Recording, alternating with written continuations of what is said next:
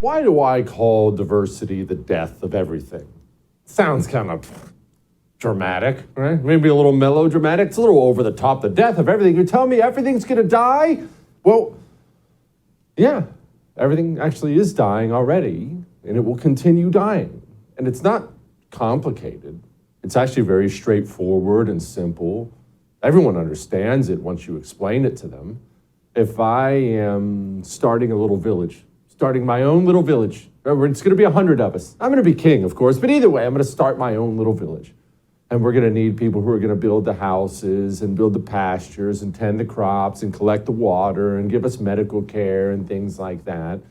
And I have all these people I can choose from. Whenever I need to fill a job, there are all these people. There's this big pool of people who want to join Jesse's village. But I decide, hey, yeah, the village is going well. Obviously, it's been built well because initially I chose a bunch of people who were the best. If I've got to make a pasture, who's the best guy out there? Who's the best farmer around? I want someone to build our homes. And I'm out there looking for the best. Give me the best construction worker, home builder, get in here, the best doctor. But then something changes in my village. One day I decide, you know what? There aren't enough people with green eyes in our village. So from now on, we're going to prioritize green eyes. If you got green eyes, you move to the front of the line.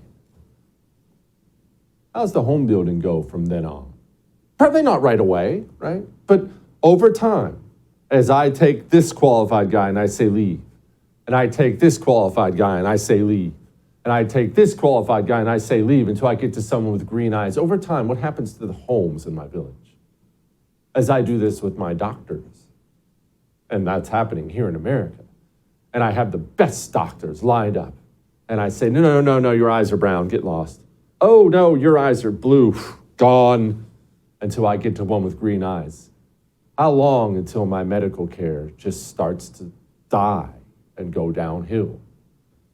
Prioritizing things like gender and skin color. Are you gay?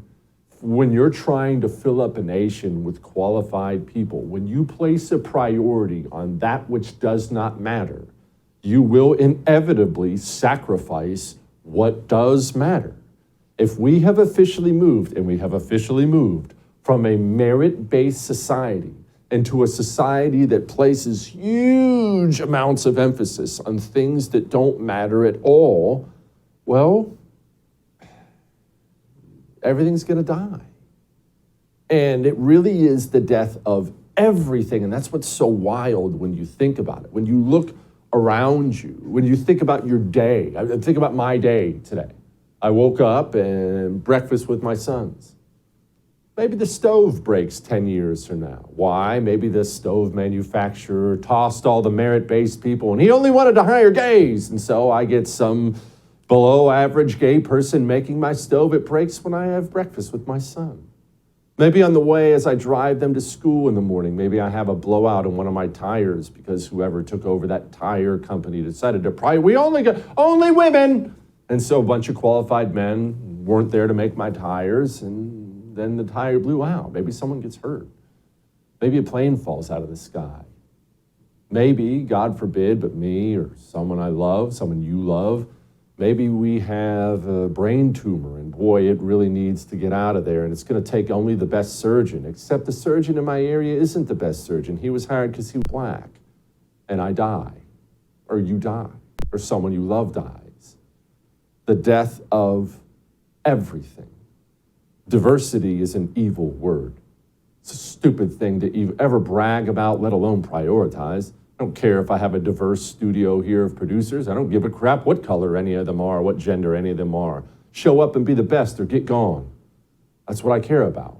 That's what a nation interested in its own survival cares about, and our nation doesn't anymore. At the highest levels. That's what's so amazing. It would be one thing if we were sitting here discussing the sociology department at Berkeley. This is the press secretary. This is the voice of the President of the United States of America. I want to take the opportunity to lay out how diverse the president's cabinet has been, how diverse the president's administration has been. The cabinet is majority people of color for the first time in history. The cabinet is majority female for the first time in history. A majority of White House senior staff identify as female. 40% of White House senior staff identify as part of the racially diverse communities. And a record 7 assistants to the president are openly LGBTQ+. So again, this is something that the president prides himself on, that he actually has taken action to show the diversity of this administration. He sure has. And that's why our president regularly meets with actors and actresses and hangs out with people while Xi Jinping and Vladimir Putin meet to solidify an Asian domination of the planet. We have the most insane people running this nation. This goes way beyond the government now. Corporations do this, airline industry does this, trains do this, food processing, medical industry. You know what? Let's go back to Corinne Diversity Hire, because she's actually a great example. Everyone isn't good at everything. You have different skill sets. It takes a different skill set to do what I do than what you do. I couldn't do your job. Maybe you couldn't do my job. Not that this is difficult. People have different skills they're given. And you need different skills for different jobs. Tom Brady's a great NFL quarterback. Maybe he would be really bad at building homes, pounding nails. I don't know that, but maybe he would be. As Press Secretary of the United States of America, your job, your entire job, you don't even have a second job. Your entire job is to be the voice of the White House, the president, the Joe Biden presidency. You are supposed to get up there every day and be his voice. Meaning what? That means when you get up, you should be able to speak and speak clearly. In fact, you should be one of the best, if not the best, in the country at speaking. But when you prioritize, well, we need a black lesbian, this is what you end up with. Pope Emeritus Benedict XVI was done in a bipartisan, bicameral way. Bipartisan support. Dr. John Clauser, who won the Nobel Prize in Physics, and Dr. Douglas Diamond, who won the Nobel Prize in Economic Sciences. Okay, the Vice President will visit the DMZ. Nearly 70 years since the Korean armistice, using energy, they're weaponizing energy, and it's choosing to one of the things that has been out there, to shut down the pipeline of Nord Stream 1, instead of risking their lives at the hands of human strugglers.